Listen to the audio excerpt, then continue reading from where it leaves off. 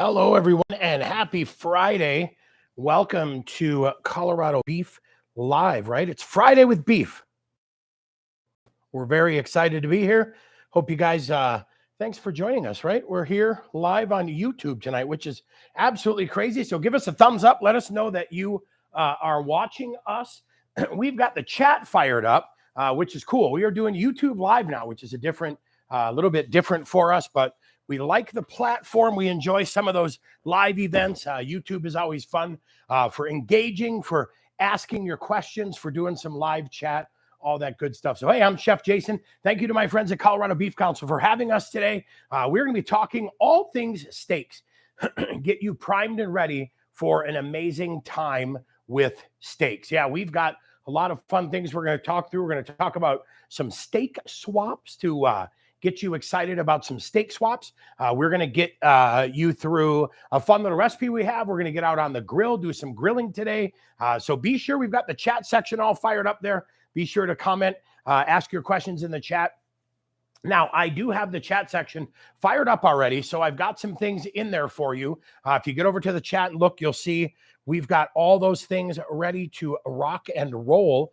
We've got a couple things in there like beef it's what's for dinner. We've got a great featured recipe for tonight. And then we also put in the beef it's what's for dinner steak swap. So we are good to go. We're just double check. Make sure everybody can hear us okay. Like I said, we are trying something a little bit new today. So a little bit different for us to be over here on the YouTube platform, but we like it. We think it will definitely be fun. So make sure you give us a thumbs up. Let us know you can hear us okay, or comment in the chat section if you can hear us. I'm going to go ahead and fire the grill up. You can see on the counter, we've got a lot of good steaks tonight that we're going to be talking about. So we'll get the grill fired up out here. That preheated ahead of time. All right, grill is getting hot. We are good to go. Hello, Gary and Penny. Nice to see you guys. Let me know. Can you hear us okay? We want to make sure you can hear us okay. So good to see everybody. Thank you for joining us. We're doing this YouTube Live now, which is going to be a fun new way for us to engage. I can see all your questions. I've got a big monitor up in front of me, so I can see all the questions, comments, all that good stuff. I think it's going to give us a better chance to engage and interact just a little bit more. So I'm very excited about that. All right. We're going to start talking through all things steaks today. We're talking about tenderloin, obviously. We've got some tenderloins in front of us. We've got flat iron steak as well. We've got top sirloin, New York, and a ribeye. Now, in the chat section up top, we posted a link to our steak swaps. And I like the steak swaps because the good thing with steak swaps is you can now find steak on any budget, which is fantastic. If you don't have a filet budget, but you still want to eat some beef, you know that you can substitute some top sirloin, all of that good stuff. So lots of cool things that you can find on the steak swaps. And it basically tells you how to swap out for tenderloin, ribeye, T-bone, strip steak, top sirloin steak. Some of the basic staples of steaks.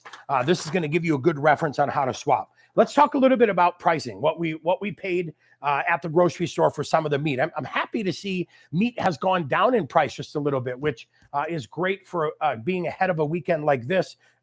Fillets are at about $18.99, and I actually found a value pack here. So I paid $27.50 for both of those steaks, which is great. That's a good value. That's going to allow me to stretch. Flat iron steak, I paid $14.75 for flat iron. That's coming in at $10.99 a pound. Now, one of the things I like when it comes to buying in bulk or buying a larger portion is I have the ability to cook once and eat multiple times. So, let's say my wife and I have half of this for dinner. Tomorrow, I can repurpose some of this. I can use it in a bowl. I can use it for breakfast. I can heat it up and eat it as well. It always gives me a really good opportunity to stretch my dollar a lot, which, you know what? I eat a lot of beef. I eat a lot of protein.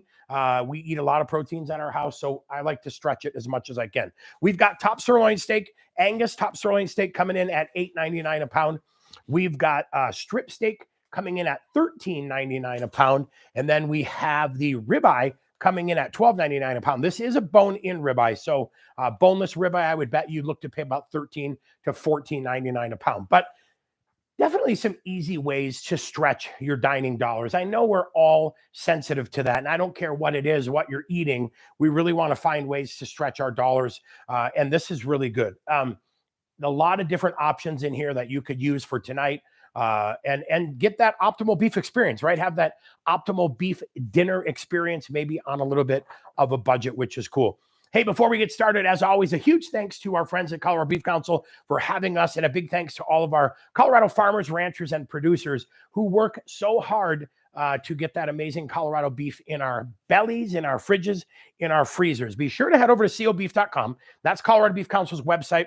There's a tab up top called Cooking. That tab will bring you into the wonderful world of all the videos we've done. We're going to start doing everything here on YouTube now. That way we can continue to share it, which is going to be a lot of fun, just having that living forever, right? Hanging out on YouTube. But get over to cobeef.com and click that Cooking tab. You'll find our previous videos, our previous recipes, our previous lives. Make sure you follow Beef Council on Facebook page as well. Make sure you subscribe here on Colorado Beef Council's YouTube channel. We're going to get this YouTube channel following grow into thousands, maybe millions, hundreds of millions. So be sure to give us a follow. Then, if you are looking to find Colorado beef that you want to put in your fridge, you want to put in your freezer, there's a beef locator map's going to show you everybody there who is producing beef and has beef for sale for you to load up. I know I connected with a rancher 2 weeks ago on Facebook, and we talked about ground beef. So I'm going to be getting a bunch of ground beef from her, which I am very excited for, because you know what? We use a lot of ground beef. So having extra ground beef in the summer is never a bad thing. And carry a little bit of it into the winter too for chili and all that good stuff. Now, what we've got in front of us here, let me walk through and talk through some, or zoom the camera in here, talk through some of my favorite steaks. I'm going to tell you why I like these steaks, what I appreciate in these steaks, and why they're some of my favorite go-to. Camera in here just a little bit. We'll talk through that. All right. So what we've got here as far as steaks go is bone-in ribeye. Absolutely one of my favorite grilling steaks. I really enjoy these steaks when I want a little bit more fat, right? This is going to have a little bit better marbling. I've got a kernel of fat here. Sometimes that kernel is kind of a ribbon of fat, but ribeyes are good. They have a lot of flavor. That fat adds moisture. That fat adds flavor. What I look for when I buy a ribeye, this is bone-in. Now, a bone-in steak, if I'm cooking it hot and fast, I'm still going to get beautiful flavor of that marrow. That marrow is going to weep a little bit on the end. I'm going to get some beautiful flavor coming out of that bone. I like my ribeyes bone-in. New Yorks are okay bone-in, but ribeyes have a bigger bone on it, so I always feel like I get better flavor. Now, I look for here. This is the spinalis, or the ribeye cap. I am a huge fan of this whole cap, so I look for a bigger cap. I look for a smaller kernel or a smaller ribbon of fat here. And then this is that longissimus dorsi muscle and a little bonus, little right in there as well. But I bought this one specifically for that ribeye cap, because that ribeye cap steak is amazing. Now, New York strip steak. It's called a New York steak, New York strip steak. It's called a strip steak. This is Angus. So this is going to be upper 2/3 choice. Really nice marbling in here. Believe it or not, this is one of the over 33 lean cuts of beef a New York strip steak is. So you can always trim this off, trim the top a little bit if you want to get even leaner, but this eats very, very well. I always say that the New York strip steak, it eats with a little more texture, right? Has a little more body, has a little more chew. It's not tough. I don't ever like to say it's tough, but it eats with a little more chew, a little more texture. Seems to be a little bit firmer of a muscle, a little bit better working muscle. Ribeye tends to be a little bit softer, except for right in here, but tends to be a little bit softer all around. Top sirloin steak, always a great eat. Such a great steak. Lesser marbling, right? A little bit leaner yet, still in that 33 lean cuts of beef. But top sirloin is so good. Top sirloin steak marinades nice. They take dry rubs overnight nice. You can marinate them in Ziploc bags. They just take on a lot of flavor. These guys enjoy hot and fast cooking. They like cast iron cooking. They like grilling. They like searing. They enjoy a multitude of cooking methods. Great on kebabs. So very versatile cut of beef, giving you a lot of flavor and a lot of different options and versatility. Here's one of my favorites. The flat iron steak. Wow, I really like this. This is about 1.5 pounds. I would say you find flat irons usually in the 1.5 to 2 pounds per package. And I love it. I mean, like I said, this was $14.75. This is going to deliver a lot of mileage for us at my house. I'm going to be able to eat a little bit of this and then have some left over. So really stretching this for a couple meals, which is great. Flat irons have they're exceptional in flavor. They're exceptional in moisture, very rich, hearty, deep, robust beef flavor. So flat iron is also one of my favorites. And then filet mignon. And I will tell you, up until years ago, filet mignon wasn't my preferred cut, right? My preferred cut was always a ribeye. I have grown into tenderloin. I've grown into filet mignon more now because I'm looking to lessen my fat intake. So a ribeye now tends to be a celebration steak for me. When I want a good, solid, everyday eating steak, I love to get into those tenderloins because they're delicious. They're wonderful. They're just not as fat, so a little bit leaner, which is great for me now that, I'm an old geezer. So a lot of different options for these steaks today. We're going to cook off the New York today. I just want to show you, and the ribeye. I want to show you basically just an easy way to season these. We'll get these guys all set. Grab a piece of paper here. We're going to go very, very basic on our seasoning today. We're just going to go with salt and pepper. We're going to keep it really easy. We've got the grill preheating outside. We're going to fire that thing up in the 500, 600 degree range. We're going to cook hot and fast today. I really think steaks prefer to be cooked a little bit hotter and a little bit faster. So what I like to do, and I already did this earlier, but I like to take the steaks off that absorbent pad, right? I like to take them off this and then give them a chance to breathe.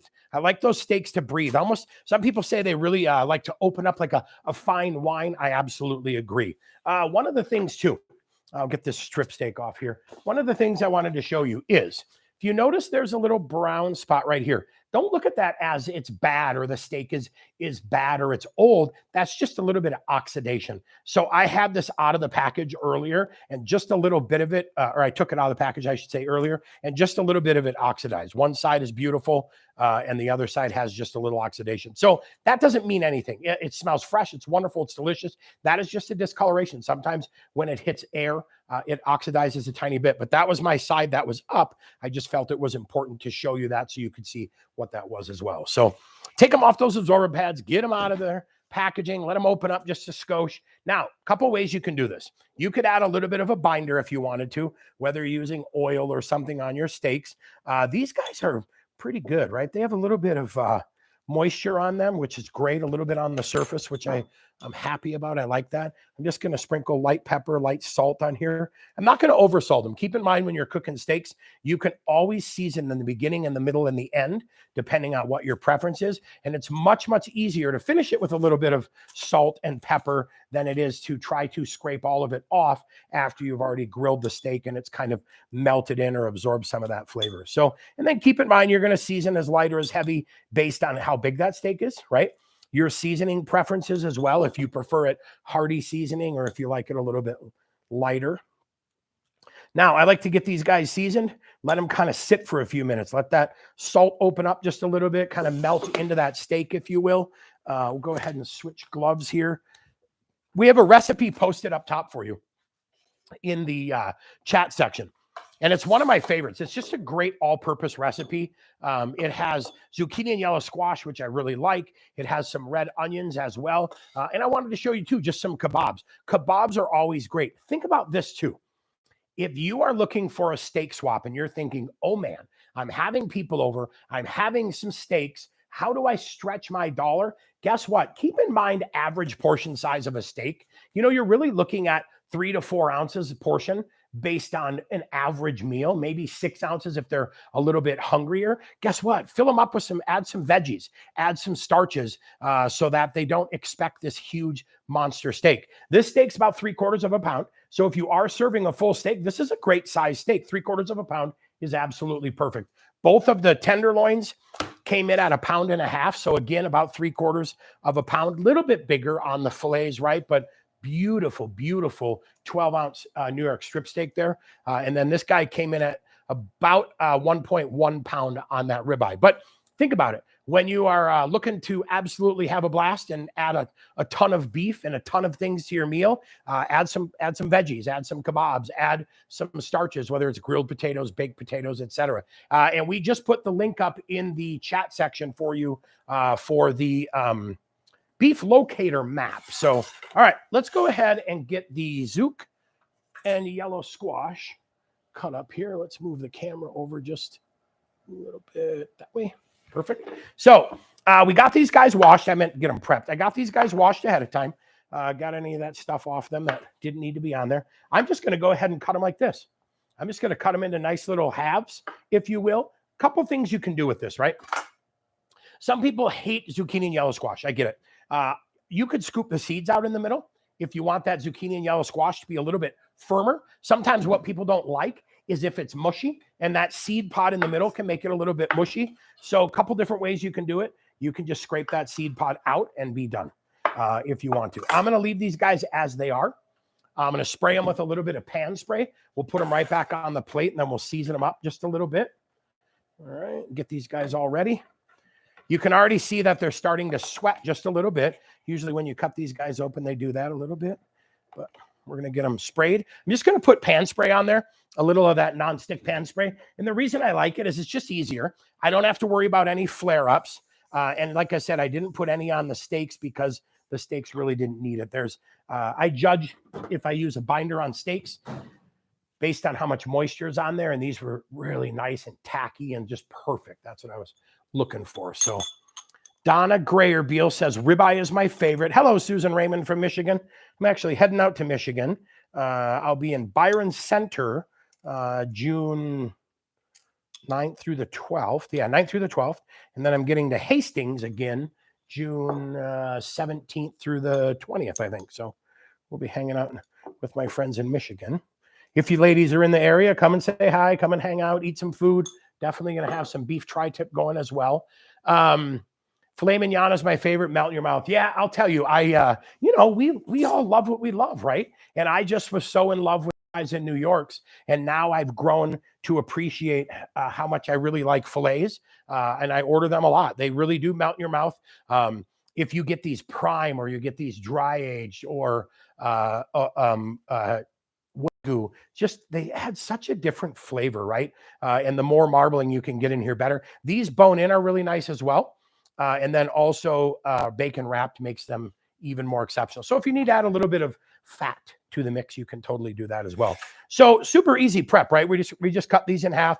We have some of these prepped and ready. The recipe that we posted up there, Tammy just had some home-raised tenderloin and ribeyes there, which is awesome. What kind of beef is that, Miss Tammy? Tell us what you home-raised. We'll take our guess. I bet it's Hereford. I'm going with Hereford. I bet it's Hereford. Right? I have a feeling. All right. So that recipe that we have up there, super awesome. Lots of flavor. Shows you basically how to skewer. Shows you how to skewer the onions and all that stuff, and then get these grilled up. So let's do this here super quick. I'm going to move these guys out to the grill. I'm going to spray those kebabs down on all sides just to add a little bit of coating to these so we don't get them too crazy on us. Byron Center Meats. Yes, I think I'll be hitting Byron Center Meats, and I'm also hitting Tom's Meat. There's a great local meat market in Hastings. I think it's Tom's Meat Market, and Tom's does an absolutely amazing job. Hello, Audie Dunlevy. Nice to see you. Thanks for joining us tonight here. All right, you guys. So let's go out and get these out by the grill. If you have any questions, don't forget, leave them in that chat section. And then the beautiful part of this video is going to be living forever on the Beef Council YouTube channel. So when we're done, if you think, oh man, I forgot something, you can easily come back and watch and pick up some of the parts that we had. And then once we are done with the live chat, we will make sure we go back in and put those links in the post so that you can see the steak swaps, the recipe, and all that good stuff there as well. So, all right, let me grab a pair of tongs here. Let me double check our grill. We're going to do this a little bit differently, right? We don't normally hang out in our parking lot of our studio, but we're making an exception today. because we are one of the cool things about the YouTube world, so take a walk with me if you will, is we get to take our show on the road, right? We get to go outside a little bit. So give me a second here. All right, so we're going to be outside, hanging out here by the grill. All right, so we've got our grill preheated. We are very, very hot. We're at about 650 degrees. One of my favorite temps to cook at. I am definitely a go hot and stay hot. I like to cook my steaks nice and hot and fast. Just protects them a little bit better, keeps them juicy, delicious. You know, and one of the questions I get asked a lot is, how are your steaks so tender? How are they so wonderful? How do they have so much moisture and flavor? Well, I think the hotter you cook them and the hotter you keep them while they're cooking, the better off they are going to be. That just, you know, it's like go hot and stay hot is kind of our motto when it comes to cooking the steaks. All right, let's put these guys on here real quick. The veggie kebabs are going to take just a little, veggie kebabs will take just a little bit longer as they get started because those veggies are a little bit bigger. We have the grill open. I'm not actually worried about losing much temperature because the grill was nice and hot to begin with. That's the nice thing too about having a hot grill to start with, is you don't lose a lot of temperature when it's open because it is so hot. All right, so here we go. Nice hot sear. I'm going to lay those down that way. Then we'll go ahead. Let's go ahead and add these guys too. I'm actually going to put these that way. We're going to start it a little bit up.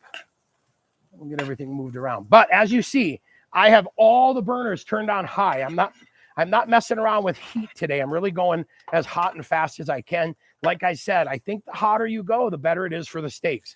It really does a wonderful job protecting them, keeping them nice and moist and good. Now, one of the issues and questions I get quite a bit is, how do I prevent flare-ups when I'm cooking on the grill? Well, a couple things. Grills are meant to kind of have those flavorizer bars, if you will. So as a little bit of fat drips, you'll see that fat kind of turn into steam and that adds some flavor. But keep your grills clean. Don't be afraid when you're done. Let the grill cool completely and then get in there and do some cleaning just to keep it from flaring up if you have any flare-ups. All right, so I'm looking to get those down, really good grill marks down, right? I want to have perfect crisscross diamonds. I want to have a nice, wonderful presentation for my friends and family. So I'm just going to leave it alone. I'm going to kind of let it do its thing. We'll shut this for just a minute. When people ask about cooking wise, people will ask me, how many minutes per side? Do you put it on hot, then turn it down and let it finish? I really go hot and stay hot.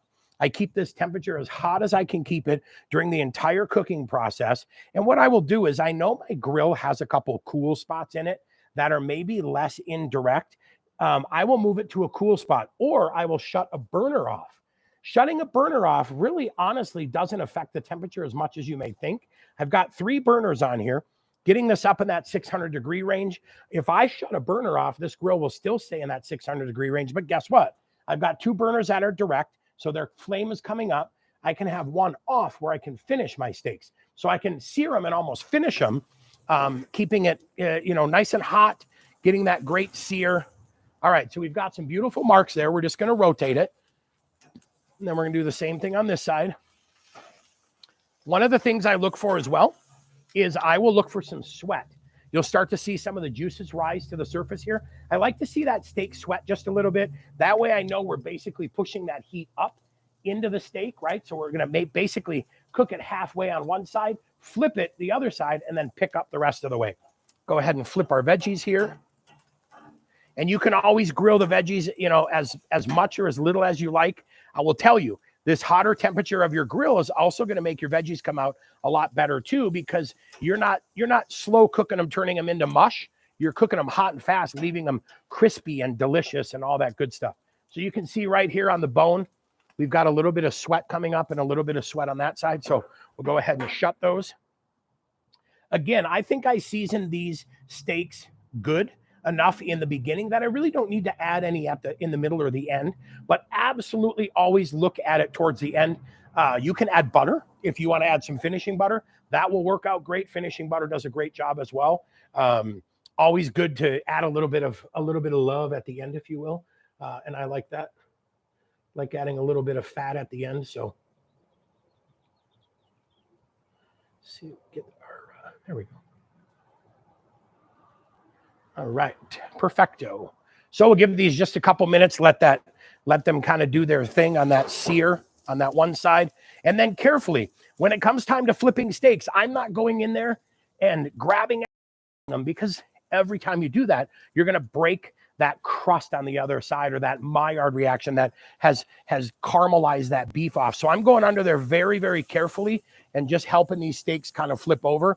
And I'm leaving that crust, that char, that sear. You see, we've got some nice sear going on. So easy, gentle with the steaks. We're not looking to rip them apart when we pull them off. We're really just kind of looking to help that steak flip over. Temperature-wise, use an instant read digital thermometer. If you want steak success this summer, I will tell you an instant read digital thermometer is going to be your best friend, because you can get into that steak now, check your temperatures, and then make sure that everyone that wants it a certain doneness, whether it's medium rare, medium well, with a quick instant read digital thermometer, you'll be able to get in there and check those temperatures very, very fast and make sure everything is good. And then they have pinpoint accuracy as well. So we'll grab a thermometer here real quick, because I just want to show you where I'm going to check temperature on those steaks.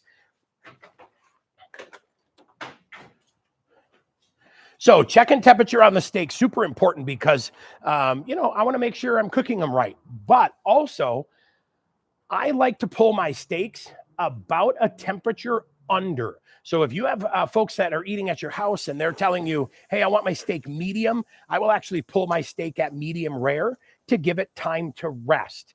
Steak always carries over. It carry over cooks. So the minute you pull this off the grill, it's not going to magically stop cooking. It's probably going to carry another temperature. So if you can see what I'm doing here, I'm just kind of going at an angle to get into the center of the steak.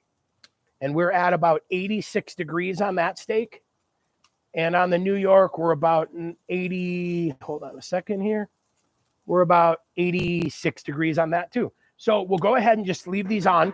I'm probably going to take these up to about 115 degrees each, and then pull them and let them carry. My guess, if you let these carry over for approximately 5 minutes, 5 to 7 minutes, you're probably going to end up with a perfect medium rare steak. If you pull it at 115, let it carry over, it should finish perfectly right into that medium side. Now, like I said before, veggies are starting to get done. Guess what I'm going to do? I'm going to shut this burner off. So now I don't have direct heat over these veggies, but what I do have is I have indirect residual heat from the grill that's going to keep coming around, warming these, keeping these veggies hot, cooking them off just a little bit, and not burning them, because I actually turned that off. So if you can see that, this one is off, that is on high, that is on high, and that's what I'm keeping for my cooking zone of my steaks. I'm keeping everything high, and then again, that's off. So now as I close this, actually all this heat is coming up, hitting the top, working its way down and around, and it's almost like convection cooking, if you will, because that heat's just coming up, it bounces, it comes around, but yet these guys have no flame under them, so we won't burn them. Same principle when it comes to finishing your steaks as well. You could move your steaks over to this indirect side, and you will be set and ready to go for easy, delicious, wonderful, tasty. Any questions while we are standing out here waiting for steaks? Tammy said miniature Hereford, which I got to be honest, I've had some of that miniature Hereford, and it's very, very tasty and delicious. Well marbled and exceptional. All right, let's double check here. Let's go ahead and pull these veggies off real quick. We'll get these off here, let these rest a little bit. Now, cool thing about this recipe, it says drizzle it with a little bit of a balsamic reduction. I've got some dark balsamic glaze that is just wonderful, and I like to serve the veggies on the side. Nice little platter of veggies. People can pick veggies. They can pick steaks. We usually end up in a pretty happy spot, right? I always feel like a somewhat happy spot. I didn't season any of these veggies yet, the veggie kebabs. And the reason I didn't is I'm going to drizzle some balsamic over there. So I'm also trying to lighten it up a little bit on the seasoning side too, and make sure we're not going crazy. So let's check steak temps here real quick. We're at 102. And 105. So you can see how fast these guys cook. Absolutely how fast they cook. when you keep that temperature on high. So I'm going to go ahead and let those finish quick. I'm going to put these veggies in the kitchen, and then we'll let those steaks finish cooking off.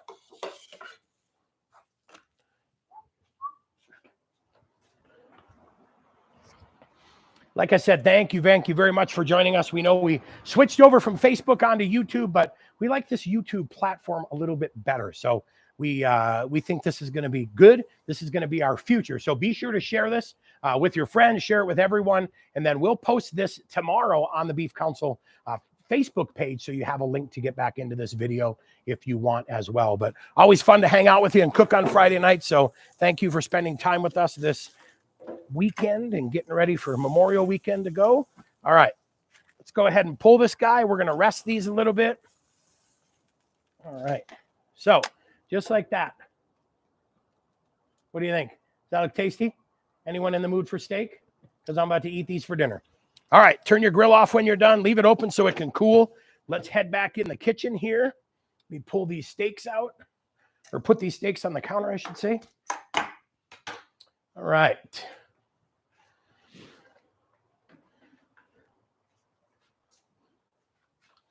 Let's get back over these steaks real quick. Talk about that. Show you those veggies quick.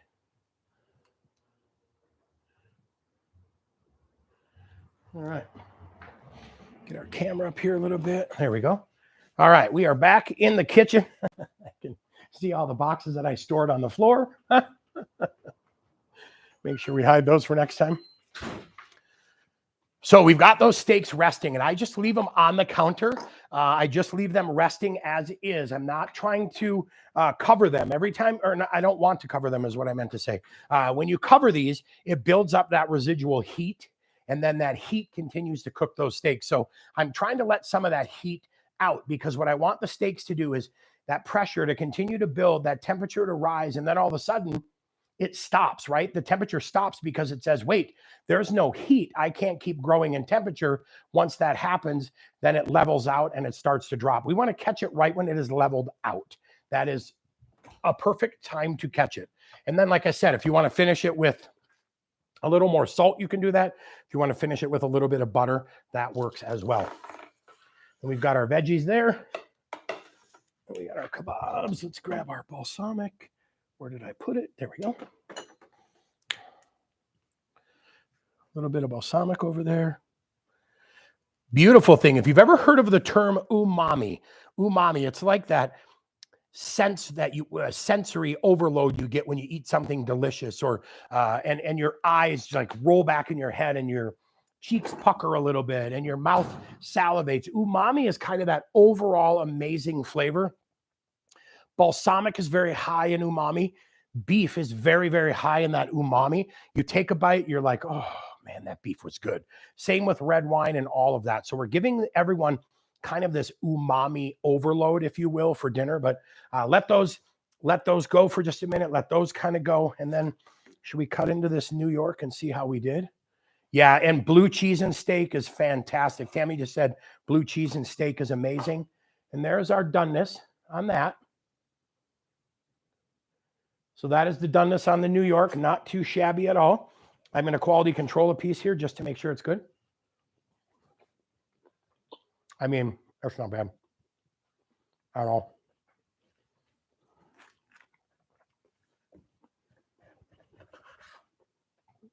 And then let's check out our ribeye.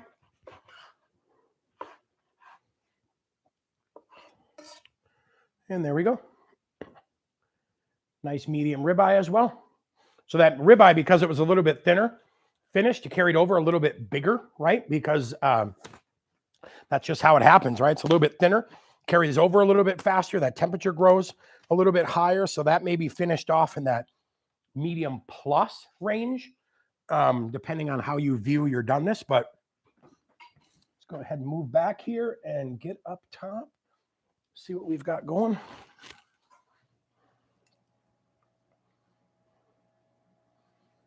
And there we have it. Perfecto. So if you were going to, let's talk a little bit about some steak topping tips. Butter is great for finishing. I like to put butter on after the fact. Let it melt. Wow, that steak is so good. Just the flavor off that New York, like super beautiful. The sometimes chefs are a little crazy, right? We think we have to add all these different seasonings and things to it. Simple salt and pepper are amazing on steak. They bring out the minerals, they bring out the iron, the richness, the depth, all that good stuff. Butter, like I was saying, butter is great to finish it. Let it melt kind of while you're serving it. Seems like everybody likes to get a little piece of butter they can massage around the steak to kind of glaze it and finish it off. Blue cheese. I would put blue cheese crumbles. Maybe you get a gorgonzola, don't say like a sweet blue cheese or a sweet gorgonzola. That comes really creamy. I will put that on the steaks maybe the last couple minutes of cooking, so it has a chance to melt, maybe add a little bit of a crust. Balsamic, if you wanted to add balsamic, I would put that on the steak. Just a light drizzle on the steak will finish it off nicely. Ketchup, if you put ketchup on a steak, we're not allowed to talk anymore. Worcestershire, I will tell you, Worcestershire is really good and simple. I actually have a spray bottle for Worcestershire that mists, and I really like just a light mist of Worcestershire a little bit. That tamarind, anchovy, everything that's in there comes together beautifully, and just a light mist really brings out the beauty and the richness of steak. I'm not looking to mask this flavor. I'm looking to enhance it. And just a spray of Worcestershire is amazing. You can do gravies, right? You can mix your own flavored butters if you want. Let that butter soften. Put some roasted onion in there, some roasted garlic, and then roll it up in plastic wrap or foil. Unroll it and cut little cubes or cut little pucks of it. Flavored compound butter is great as well. Try to plan your flavor of your steak and your seasoning and your finishing components based on what you are serving all around for dinner. If you're doing balsamic potatoes or you're doing roasted veggies or you have a lot of sharp vinegary things, having that to finish your steak is not always necessarily good. I like something very simple so that steak shines. That's what we always say. We like the steak to shine so it has a chance to stand out on its own. People eat steak and beef for a reason, right? They love that richness, that depth, all those good flavors. So thank you so much for hanging out with us tonight. We appreciate it. It is our first ever YouTube Live. So we hope you had a blast. We had great comments from everybody. So thank you very much for commenting. And then be sure to share this with your friends and let them know we're going to be live on YouTube. Coming up June 3rd, we've got pizza. So we're doing, or salads, I'm sorry. Summer salads with beef. So we're going to be doing some cool stuff with some salads. Guess what? A lot of this, if this was left over, would be repurposed very, very well on a steak salad tomorrow. Kind of that cook once, eat twice, which is something we absolutely love, right? Because that's how you stretch your dollars anyway. Thank you again to our friends at Colorado Beef Council for having us. We've been doing this now for, gosh, feels like a couple of years now. We've been doing this about a year and a half. We are having a lot of fun doing it. We hope you enjoy this. We appreciate you hanging out with us as well. And then don't forget, head over to cobeef.com, Colorado Beef Council's website. You can find the rancher locator map to find some of that amazing Colorado beef. And then a huge, huge, huge thanks to all of our Colorado ranchers and producers. We thank you so much for all the work you do. It's been a tough couple years, and they have worked hard and diligently to keep our fridges packed full of amazing Colorado beef. So thank you so much for hanging out with us. We will see you next Friday, June 3rd. We're going to be hanging out talking summer salads with beef. We've got a great salad recipe we're going to do for you, and we'll be here on YouTube. So we hope to see you guys. Thank you so much, and have a great Memorial Day weekend. Take some time to unwind, be thankful, be happy, and just kind of remember the weekend and have a great time. So be safe. Take care. We'll see you next week.